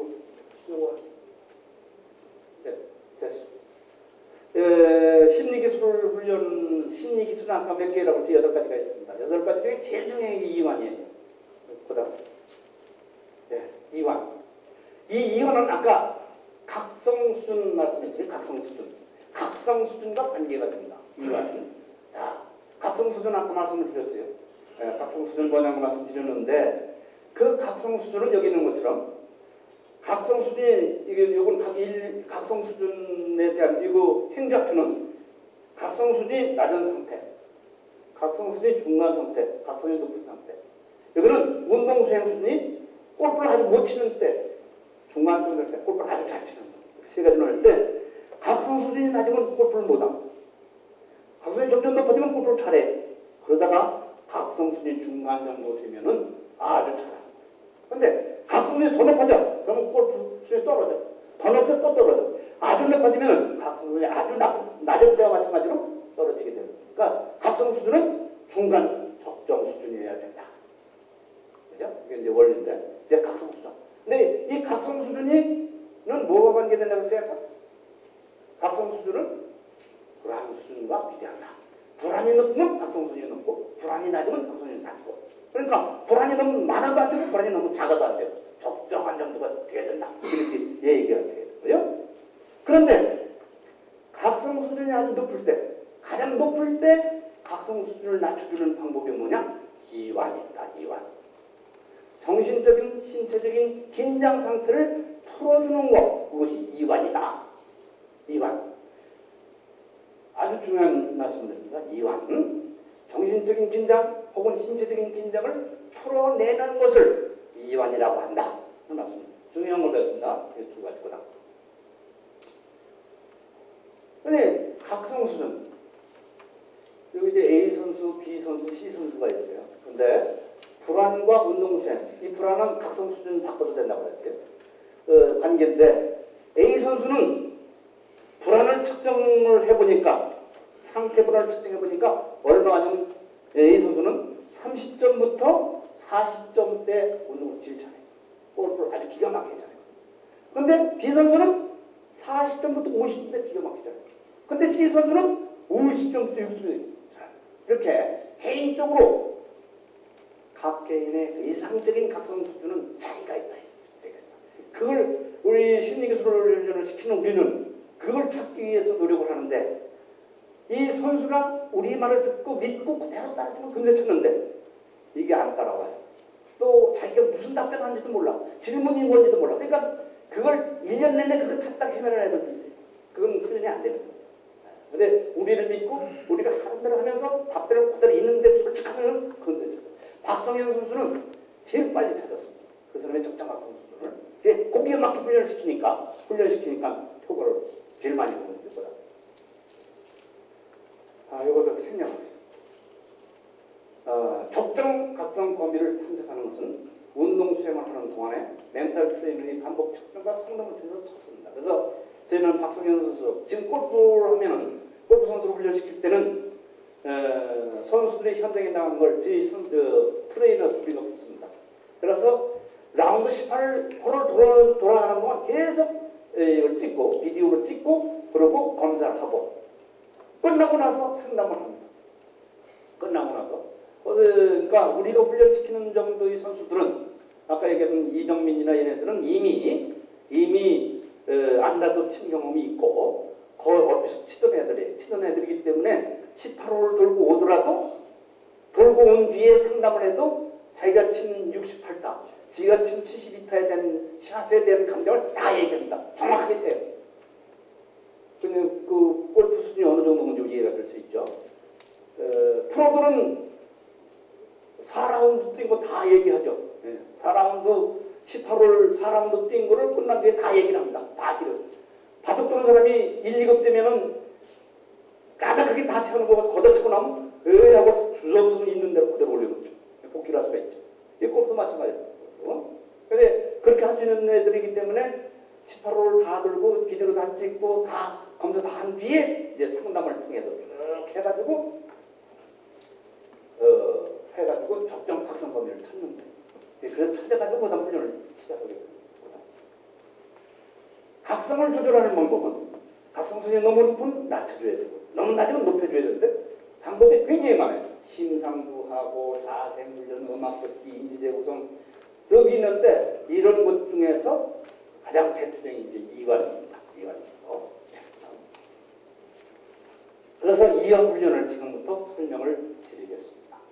심리적, 생리적 긴장을 저하시키는 과정을 이관이라고 하고 또 그런데 이제 재미있는 것이 신체적인 긴장과 심리적인 긴장은 동시에 이루어집니다. 동시에 이루어져요. 어쩌든지. 굉장히 불안해졌다. 심리로 긴장이 왔다. 그러면 신체적인 긴장이 옵니다. 이미 오는 거예요. 동시에 오는 거예요. 언제든지. 따라서 신체적인 긴장을 긴장 상태가 됐다. 그러면 신체적인 심리 다 긴장이 됐어요. 신체적인 긴장을 풀면 심리적 긴장도 풀어지는 겁니다. 같이 풀어집니다. 반대로 심리적인 긴장을 풀면 신체적인 긴장까지 풀어집니다. 그것도 쉬워요. 그러니까 기법만 알고 훈련을 하면 아주 쉽게 할 수가 있어요. 쉽게. 그런데 이 이완 상태는 긴장이 풀어진 이완 상태는 집중력을 높일 수 있는 기본이 돼요. 이완 상태가 안 된 상태 집중력을 높일 수가 없습니다. 근데 집중력이 떨어지면 운동 못하죠. 그러니까 집중력을 높이기 위해서 이완 상태가 돼야 돼요. 또 심상을 가장 정확한 심상을 이완 상태가 아니면 할 수가 없습니다. 그래서 모든 심리기술 훈련을 하기 전에 기본적으로 먼저 될 것이 이완 상태가 돼야 돼요. 근데 이완이 그렇게 중요합니다. 여러분은 이완을 얼마나 쉽게 하느냐, 자기 자신의 긴장된 걸 얼마나 쉽게 이완시킬 수 있느냐 하는 것은 여러분이 골프의 수준과 정비랍니다. 여러분이 골프 수준이 얼마인지 제가 모르지만 이걸 의식을 하는지 안 하는지 모르지만 만약 저희가 평가를 하면 긴장되어 있는 것을 신체적인 긴장, 호흡을 통한 훈련이 있고 반대로 뇌의 긴장을 풀어서 정신적인 자유로 훈련, 명상, 신체리듬 이런 기법이 있습니다. 근데 이것은 오늘 시간에는 이걸 하기 어렵고 이 두 가지만 간단하게 할 겁니다. 그다음 이완을 하면 완벽한 집중을 위한 골프의 완벽한 샷을 위한 준비 상태가 됩니다. 이완이 안 되면 어떤 샷도 불가능합니다. 여러분이 질려요. 그래서 골프 힘 빼기 3년, 그죠? 힘 빼기 3년이면 3년 내 힘이 빠진다고 얘기를 하는데 아직 여러분 힘이 다 빠졌으라서 이완이 다 됐다고 생각하는데 모든 심리 기술 기본 상태. 그 다음에 이완으로는 각성 수준이 저하가 된다. 우선 이걸 보지 말고 제 말씀 나누죠. 호흡을 통해서 이완을 하는 방법이 가장 쉬운 방법입니다. 여러분이 긴장되면 자기도 모르게 심호흡을 해요. 이 심호흡을 하면서 긴장이 풀어지는 겁니다. 여러분은 이제 의도적으로 하는 분도 계실 겁니다. 긴장됐어요. 파트너 하는데 1.5배인데 이거 넣으면 20만 원인데 못 넣으면 날아가는 거거든요. 긴장된다. 심호흡에서 긴장한 다음에 더 힘 들어가죠. 하다 보니까 호흡을 통해서 심호흡을 하면 모든 이완이 됩니다. 근데 지금까지 여러분 쓴 건 이 내용을 몰랐으면 무의식적으로 했어요. 그걸 되는 거예요. 안 하고 그냥 하면 덜덜덜 하면 안 들어가는 거죠. 이완을 하는 가장 좋은 방법은 호흡이다. 어떤 호흡? 심호흡. 더 정확한 것은 숨을 쉬면서 한다. 하나, 둘, 셋, 넷, 다섯 쉬고 들어 마시고 하나, 둘, 셋, 넷, 다섯까지 몇 개 있다가 하나, 둘, 셋, 넷, 다섯에 쭉 뱉는 겁니다. 그게 호흡을 위한 호흡을 통한 이완 가장 쉬운 방법이에요. 이제 앞으로 쓰십시오. 앞으로 자기 긴장됐다면 그걸 호흡해서 쓰십시오. 그런데 문제는 자기 자신이 지금 긴장되느냐, 자기 자신이 긴장이 되느냐, 너무 높게 되느냐를 아느냐 모르느냐, 그걸 모르는 사람이 너무 많아요. 심호흡, 집중력 이런 호흡을 통해서 이완할 수 있는 훈련이 그다음에 가장 중요한 거예요. 이 훈련인데 자기가 긴장되어 있는지 이완되어 있는지를 조차도 모른다 이거죠. 라운드 나갔어요. 티샷 했는데 오비가 났어요. 그다음 또 안 돼.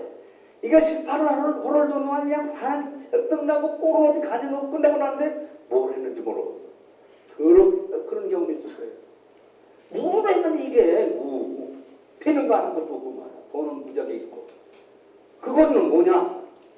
첫 홀에서 오빌 돼가지고 지금 각성이 무지하게 높아졌거든요. 근데 자기 자신이 각성이 높은 줄 알면 낮춰야 되는데 그것도 모르고 그냥 화난 채로 치니까 끝까지 각성이 높은 상태에 치니까 어떻게 돌아가는지도 모르는 거죠. 근데 제일 중요한 건 뭐냐? 자기가 각성수에 너무 높아졌느냐? 높은 상태에 있느냐? 그걸 깨닫는 게 중요한 거예요. 근데 자기 자신이 각성 수준이 뭔지도 모르고 올라가는지도 모른다 이거죠. 어떻게 내려? 내리는 방법 아주 간단한 게 있는데 만 해도 되는데 이게 문제는 자기 자신이 각성 수준이 높아졌느냐 높아진 걸 자기가 아는 게 중요한 거죠. 그걸 아는 훈련이 지금부터 하는 훈련입니다. 이거는 점진적 이완 훈련.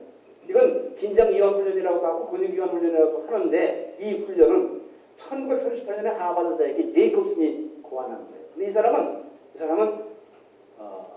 정신병학 의사입니다. 이 사람은 정신병은 왜 생기는 거냐? 긴장을, 정신적인 긴장을 풀지 못하기 때문에 만나는 거라. 그 정신적인 긴장을 풀어주면은 정신병을 고칠 수 있다고 하고 만류한 게 이겁니다. 그래서 이걸로 정신병을 치료를 했어요. 그런데 오늘날 우리는 이것을 가지고 긴장이 높아졌을 때, 가슴이 높을 때를 낮추는 훈련을 좀 쓰고 있습니다. 그럼 어떻게 하는 거냐? 근육의 긴장과 이완의 느낌을 체험하기 위해서 점진적으로 이완 상태에 이르게 하는 그런 훈련이 점진적 이완 훈련입니다. 이 훈련을 하면 가장 중요한 게 이겁니다. 정신적, 신체적 긴장 상태의 감지 능력이 향상해집니다. 지금 이 점진적 이완 훈련을 3개월 하고 나면은 누구든지 3개월 하고 나면은 자기 자신이 각성수준이 너무 높아졌네. 내가 너무 긴장돼 있네. 그 아는 거죠. 그럼 어떻게 해요? 심호흡하면 딱 그냥 떨어지는 거예요. 심호흡하면 또 안 떨어질 수도 있어요. 내가 그걸 또 낮추는 호흡으로 안 떨어지면 또 낮추는 방법도 따로 있습니다. 있는데 일단 가장 쉽게 호흡으로 되거든요. 호흡으로. 가장 중요한 거는 자기의 긴장 상태를 아느냐 모르냐 깨닫느냐 모르냐 이 훈련하면 이게 된다는 얘기죠. 그래서 이거 훈련시키면 우선 이거부터 3개월 동안 시키는 겁니다. 그 다음에 중요한 거는 퍼팅을 좀 하는데 지금 긴장이 무지하게 됐어요. 이거 낮춰야 되겠는데 낮춰야 성공하는데 암만 호흡을 해도 안 내려가는 거라 안 내려갈 수가 있습니다. 안 내려갈 수 있어요. 점진적 훈련을 3, 4개월 하면 그 이완이 쉽게 호흡 한 번도 딱 내려갈 수가 있다는 거죠. 그러니까 이완의 시간을 단축시킬 수가 있다는 거죠. 그 다음에 일반적인 불안 수준, 일반적인 각성 수준을 전체적으로 낮춰줍니다. 점진적 이완 훈련을 하면 성격적으로 열무 같은 그런 성격이라도 이 훈련을 지속적으로 하면 각성 수준이 곧 불안 수준이 떨어질 수가 있어요. 그래서 이 훈련을 꼭 해야 되는 거죠. 점진적 이완 훈련을 이런 준비를 해서 하고요. 그 다음 또 하세요. 계속 눌러보세요. 이거는 이제 저희 서울대학에서 하는 그런 방법이고 일주부터 쭉 1년 동안 하는 건데 이건 생략. 그 다음 이거 저희가 이제 일찍 쓰는 것들입니다. 진단 결과를 가지고 이제 여러 가지 훈련 프로그램 하는 거고, 그 다음 그 점진적 이완 훈련을 한번 그렇게도 치세요. 양손을 탈이완을 하는 거예요. 그 다음 주세요. 예. 숨을 들이마시고 양팔을 앞으로 들어 두 줌을 꽉 쥐는 거죠. 그 다음 양손 손가락 긴장을 팔전체에 퍼지게 쫙 펴게 하고 5초 동안 그 다음 공기가 폐 꽉 찬 상태에서 긴 상태로 유지하고 그 다음에 숨을 내쉬면 풀을 내면 힘을 빼는 것이 탈이완 훈련이 끝나는 겁니다. 그 다음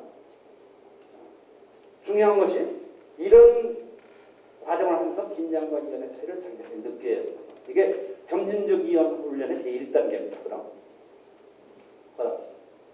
발가락을 숨을 들이마시면서 양발 앞쪽으로 숨을 좀 피우고 그 다음 공기가 폐에 꽉 찬 상태에서 그러니까 이 처음 5초에 앞으로 밀면서 서서히 굽힐 때 5초 동안에 하면서 숨을 들이마셔야 됩니다. 이건 지금 여기서 이 다른 건 이걸 보고 나중에 그냥 훈련할 수 있는데 숨을 들이마시는 5초를 또 하는 것을 지금 연습을 합니다. 손을 내리시고 자, 숨 들이마시고 그러면 제가 하나 둘 셋 넷 할 때까지 5셀 때까지 숨을 들이마시는데 5 했을 때 숨이 폐에 꽉 차야 됩니다. 그 전에 계속 꽉 차면 안 되고 일체에 꽉 차면 안 되고 또 너무 늦지 않고 조금씩 들어가서 꽉 차게 하고 그 다음에 유지하고 할 때 5초 동안 그대로 유지하고 있는 거예요. 뱉고 하면 그때부터 뱉는 것도 하나 둘 셋 넷 5셀 때까지 천천히 뱉는데 뱉고 하면 하는 게 아니라 하나 둘 셋 넷 5에 쑥 빠지도록 차근차근 받는 거예요. 해보겠습니다. 네. 제가 숨 들이마시고 시작. 하나 둘 셋 넷 5 그대로 유지. 하나 둘 셋 넷 5 뱉고 하나 둘 셋 넷 5 지금 이완 다 됐습니다. 각자 이완이 됐어요. 제가 하는 대로 했으면 이완이 된 거예요. 이때 가장 중요한 거는 숨이 공기가 기도를 통해서 들어가서 폐까지 들어가는 것에 주의 집중이 돼야 된다. 그걸 생각해야 돼요. 숨이 들어가서 여기까지 들어가는 그 경로를 주의 집중을 하고 폐에 꽉 차 있는 상태로 그대로 주의 집중을 하고 뱉어낼 때 폐에서 나와서 기도를 통해서 나가는 그 과정에 집중을 해야 된다. 지금 그 얘기를 유의하면서 다시 한번 합니다. 숨 들이마실 때 주의 집중을 공기에 폐에서도 공기에 나갈 때도 공기에 하나 둘 셋 넷 5도 유지 하나 둘 셋 넷 5 뱉고 하나 둘 셋 넷 5 거기에 집중을 했으면 2번이 지금 됐어요. 2번은 쉽습니다. 굉장히 이거 알면은. 근데 지금 이건 왜 연습을 했느냐? 모든 건 다 똑같은 거예요. 처음에 숨을 들이마시며 5초 동안 심주는 5초 동안 그걸 해야 돼요. 그 다음에 유지하고 그 다음 내쉬면서 5초 동안 그대로 또 뱉고 주의 집중은 거기에 해야 되고 또 그 다음 긴장과 이완 차이를 느껴야 됩니다. 그 다음 종아리는 계속 누르세요. 계속 그 다음 허벅지 그 다음 그 다음 어깨 그 다음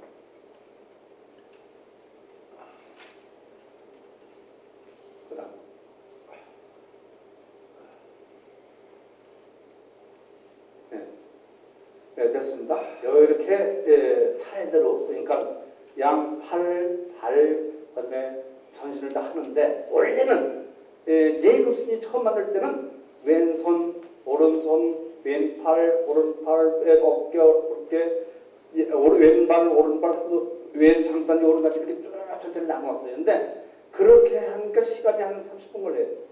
그걸 해보고 인상 내가 실험해보니까 지금 한 대로 한꺼번에 양팔 한꺼번에 해더라도 효과가 같이 나더라고요. 그러니까 시간을 짧게 하면서 이렇게 제가 지금 여기 보여드린 것은 서울대 내실험실에서 실제 실험하면서 한국인에 맞게 제가 만든 겁니다. 원래 제이크슨이 만드는 것은 굉장히 길어요. 그것이 아니라 이렇게 개져서 전 세계에 보면은 수없이 많은 점진적 이완 훈련 기법이 있는데 이건 원래 제이크슨 만드는 것은 처음부터 여기서 만들어진 겁니다. 그렇게 이해를 하시면 되겠습니다. 그 다음에 이제 또 넘어가면 심상이 있습니다. 꺼버리시고 이렇게 드세요. 그 다음 심상까지 강연을 하겠습니다. 근데 심상이라고 하는 것은 이미지 트레이닝, 심상훈련이라는 말은 이미지 트레이닝과 똑같다고 생각했어요. 그러니까 이미지 트레이닝은 뭐를 어떤 형상을 머릿속으로 그리는 거예요. 모든 감각을 이제 우리가 평상시 생각했던 것과 차이가 있습니다. 모든 감각을 동원해요. 그러니까 시각, 청각, 촉각. 운동할 때 가장 많이 쓰는 게 뭐냐면 시각이에요. 그 다음 청각, 그 다음에 촉각. 촉각 같은 거는 씨름 같은 거 할 때 골프도 촉각이 많이 사용이 됩니다. 그 다음에 제일 많이 쓰는 감각이 뭡니까? 그 다음에 그 세 가지 백 운동 감각. 시각력 있고 청각력 있고 운동 감각, 촉각은 여기 있는데 전신인데 운동 감각 어디 있습니까? 제일 중요한 건데 운동 감각 어디 있느냐면 인체를 구성하고 있는 뼈의 수는 206개. 206개의 뼈에 붙어있는 근육이 몇 개? 792개. 792개의 근육 속에는 어떤 근육이든지 운동 감각 신경 세포가 들어있습니다. 그래서 우리가 운동한다는 건 뭐래서 근육 뭐 한다고 그랬어요? 근육을 수축하면 그 근육 속에 있는 운동 감각 신경 세포도 같이 수축을 하면서 거기서 정보가 내려오는 거예요. 수축하면서 그 근육이 어느 정도 힘으로 수축이 되니까 그 근육의 위치가 어디예요? 그 근육이 탄력이 얼마? 그런 그 근육이 수축되는 속도가 얼마? 하는 대한 정보가 어디로 와? 운동신경을, 감각신경을 통해서 내려오게 됩니다. 네? 그걸 가지고 우리는 운동 조절을 합니다. 그러니까 인간이 운동할 때 가장 중요한 역할을 하는 운동 감각이 운동 감각. 시각이 아니라 운동 감각이에요. 운동 감각. 그래서 우리는 심사를 제대로 하려면 모든 감각, 시각, 청각, 촉각, 운동 감각, 모든 감각을 동원해서 상상의 세계에 어떤 경험을 떠올리는 어떤 경험을 떠올리거나 새로 만드는 것을 심상이라고 합니다. 예를 들어 여러분이 퍼팅을 5m 퍼팅을 했어요. 앉아서 보고 걸어가 보고 또 뒤에서 보고 다시 해보고 그 다음에 스윙 한번 해보고 딱 준비해서 딱 밀었더니 쪼롱쪼롱 하자 그냥 들어갔어요. 기가 막힌 경험 했어요. 그때 그 순간에 그 퍼팅을 잊을 수가 없어. 그 장면 전체를 머릿속으로 떠올리는 거. 그 준비할 때 어떻게 어디서 들어갈 때까지 모든 걸 머릿속에 떠올리면 그게 기가 막힌 심상. 그게 기가 막힌 심상이에요. 그걸 떠올릴 수 있으면 그게 심상이에요. 근데 그게 처음엔 잘 안 됩니다. 그래서 우리는 골프 선수 아까 우리 훈련시키는 선수도 있으면 걔네들 데리고서 18홀을 다 비디오 찍고 다녀요. 다 찍고 중요한 식 가서 다 찍어요. 처음에 중요한 식 가서 찍으니까 부모 못 찍게 해요. 이거 찍으면 안 되는데요. 그럼 그 훈련 그만둡시다. 지금 우리가 찍는 거에 이것 때문에 얘가 운동을 못하면 이 다음에 얘가 커서 우리가 훈련시키면 얘가 화이브 한다 막 출국으로 국가대표 되고 프로가 될 텐데 그때 가면 빅막 쫄는데 그때는 다 죽는 거예요. 이거 안 되는 거고. 지금부터 우리가 찍는 훈련을 해야지. 이걸 못 극복하라. 하여튼 한다고 하면 우리가 다 찍었어요. 우리 찍었다 한번 지장이 없는 거예요. 다 찍어가지고 우리가 찾아내는 거예요. 어느 장면, 어느 시합, 어느 장면 드라이브 샷이 기가 막히게 맞았어요. 기가 막히게 타이밍 막 모든 게 맞아요. 그걸 딱 찍어서 본인하고 얘기해. 너가 며칠 동안 중에 제일 멋진 드라이브 샷이었던 거예요. 그거 오케이. 그거 이제 비디오로 틀어놓고 이거지. 봐. 그걸 보여주고 또 생각하고 보여주고 그래서 심상 훈련시키는 거죠. 그래서 걔 심상 카드 1번은 그거야. 그래서 그런데 시합장에 가는데 이게 절절절 그냥 불안해가지고 절절 모르고 하는 거예요. 그럼 코치가 뒤에서 이거 뭐냐? 심상 1번 카드 쓰라. 1번 카드. 그럼 그 드라이버 시켰던 거를 오늘 밥 먹고 우리하고 매 연습했거든요. 그래서 그걸 생각하는 거예요. 이거. 그럼 걔한테 그때 뒤로 물러나서 그걸 하는 거예요. 그러니까 그때 그 감각이 살아오고 돼가지고 자신감이 딱 쓰네. 그 다음에 내려가서 치면 틀리면 보면 돼요. 이게 처음에 안 돼요. 그걸 수없이 반복을 해서 그래서 또 걔의 이제 드라이브샷 어떤 때는 이제 파팅 기가 막힌 파팅을 했거든. 그걸 딱 찍어가지고 와서 그 다음에 그걸 심상. 걔 심상 카드 2번 파팅이야.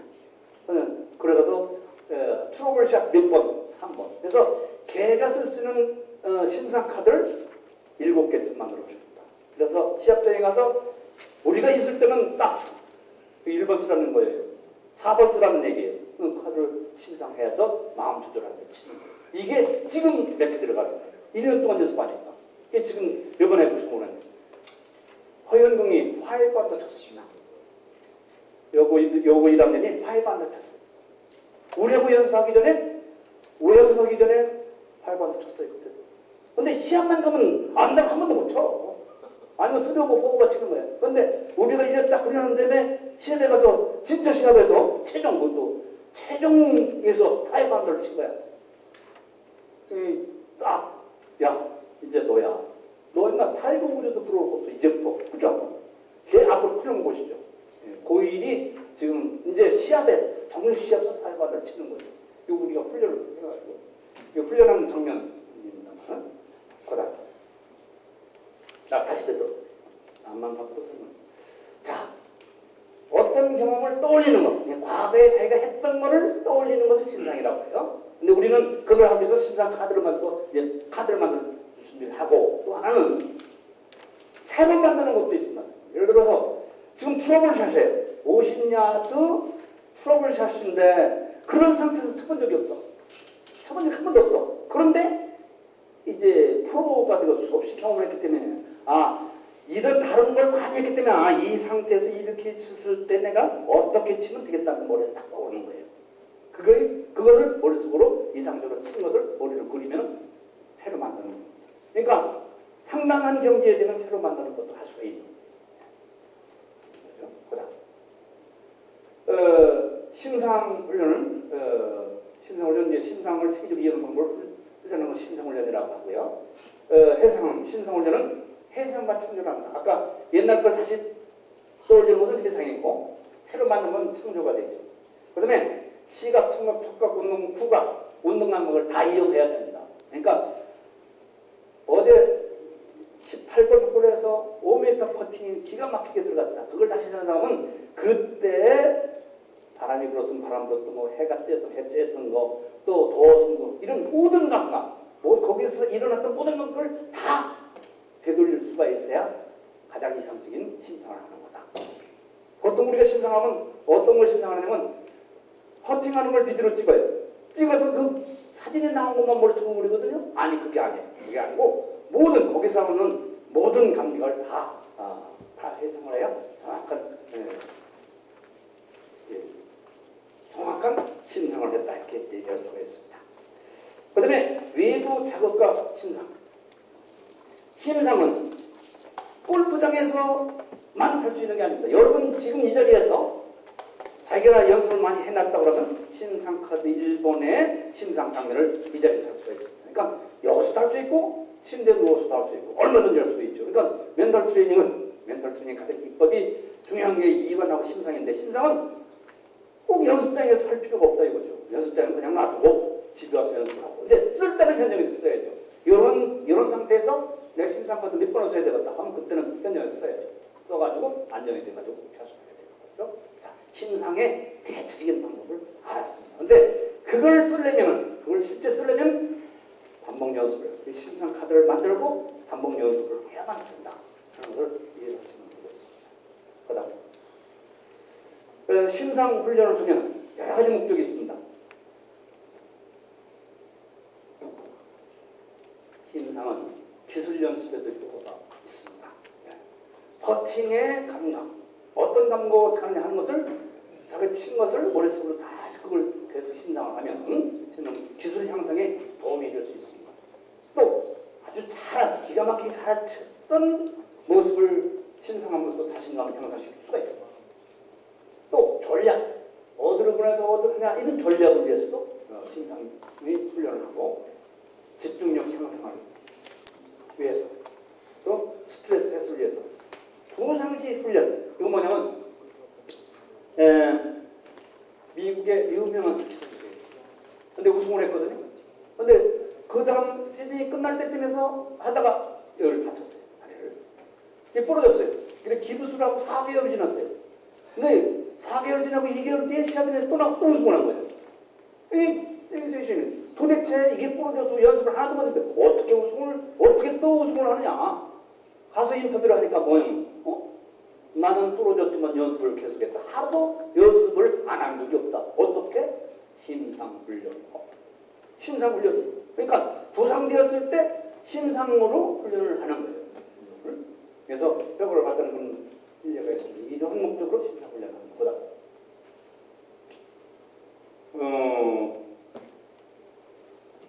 다 설명을 요거 하나만 하지만 포스베리라는 게 뭡니까? 높이뛰기에 가장 기록이 높은 방법이 뭡니까? 배면뛰기예요. 이 뒤로 넘는 거 있죠, 배면뛰기. 근데 배면뛰기를 영어로는 뭐냐? 포스베리라고. 배면뛰기를 왜 영어로 포스베리라고 하느냐? 포스베리라는 사람이 그 기법으로 세계 기록을 세웠거든요. 그래서 포스베리라고 합니다. 이 포스베리는 높이뛰기를 할 때 도움닫기, 점프, 공중동, 착지, 4가지 동력이 이거를 수없이 신상훈련을 통해서 이 훈련을 했어요. 그래가지고 기술이 향상이 되고 세계 기록을 세웠고 배면뛰기라는 포스베리라는 새로운 높이뛰기 기법을 창사를 한 그런 사람입니다. 여기에 아주 이 신상훈련이 굉장히 주요했다. 그런 얘기거든요. 이것도 다 신상훈련의 예인데 다 설명할 시간이 없습니다. 좀 하나요? 그다음 어디 가죠? 좀 기다리십시오. 네.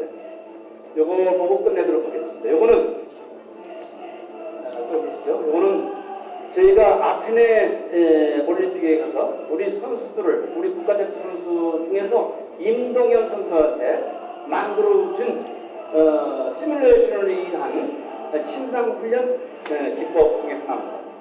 한국의 양궁 선수들은 이때 참석할 때 각 선수, 그러니까 남자 3명, 여자 3명, 6명의 대표들이 각각 그 선수들에게 선수를 위해서 만든 이 기법에 이거를 아이글라스에 넣어가지고 가져가서 현장에서 계속적으로 우리하고 떨어지서도 훈련을 했습니다. 그래서 성공한 건데 이거는 바로 임동현 선수에게 만들어준 신상훈련의 하나의 방법입니다. 그래서 그때 우리가 썼던 것을 이제 하나 가져와서 여러분이 이렇게 보여주는 겁니다. 아테네 올림픽 때 임동현 선수는 그때 단체전에서 금메달을 땄고 현재는 그때는 고등학교 2학년이었고 현재는 한국체육대학에 입학해서 되어 있습니다. 이것이 그 선수를 위해서 만들어놓은 하나의 신상훈련 자료고 그 아이글래스에 넣어가지고 현대에 가서 훈련을 하던 겁니다. 이 7분짜리인데 이 7분짜리를 미국 아테네 그리스 아테네에 가서 현장에서 지속적으로 쉬는 시간이 없는 가지고 연습하는 거예요. 이거 조금 이따 보면은 이제 실제 시합장에서의 그 위험스러운 장면, 시합장에서의 심리적 불안을 가져올 때 그 장면을 미리 만들어서 가져와서 조공 훈련을 합니다.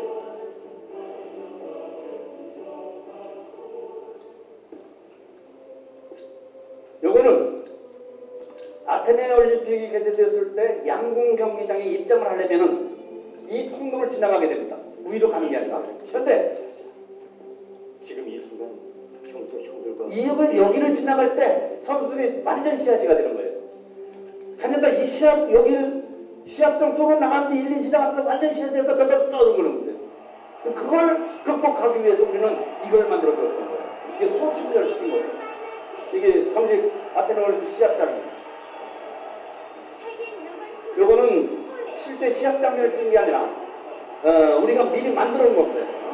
이 선수를 위해서 만든 거고요. 근데 이게 아테네 올림픽 개최대로 똑같은 모습입니다. 이걸 만들기 위해서 우리 한 4천만 원 들었습니다. 이거 시뮬레이션에서 모든 걸 제작하는 게.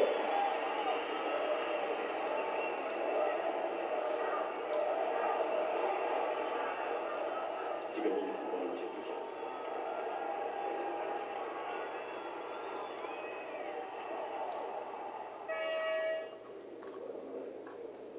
이거는 임동현 선수입니다. 자기 자신의 걸 이거 찍어가지고 심상카드로 신상훈련해서 만든 겁니다. 잘생겼죠?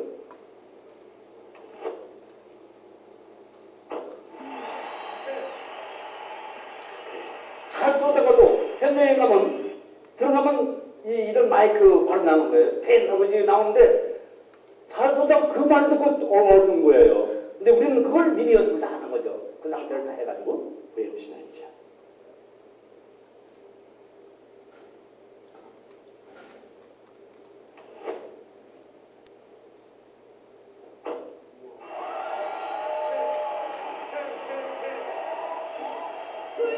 12발을 다 비운 거를 이제 우리가 이 시뮬레이션을 만든 겁니다.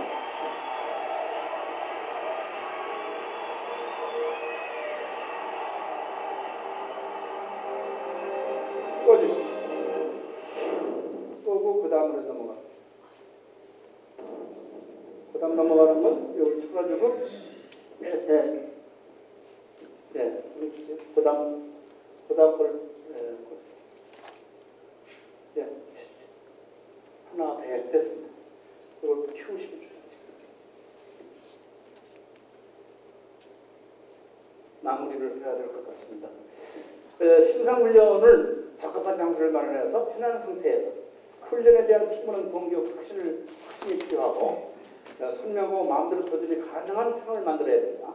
그 다음 하나보다 비디오나 녹음 테이프를 제작해서 쓰기도 합니다. 저희는 선수들을 위해서 만든 비디오나 녹음 테이프가 많이 저희가 가지고 있는 게 굉장히 많이 있습니다.